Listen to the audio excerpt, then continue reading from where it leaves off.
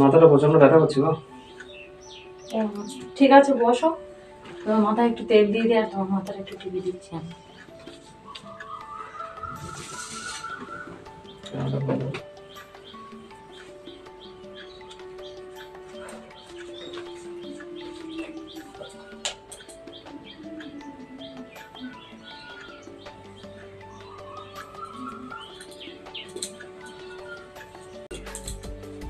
মাথাটা ব্যথা করছে তো, তুমি বসো, আমি একটু গরম গরম চা করে নিয়ে আসি, তাহলে তোমার মাথাটা ছাড়িয়ে যাবে। আচ্ছা ঠিক আছে।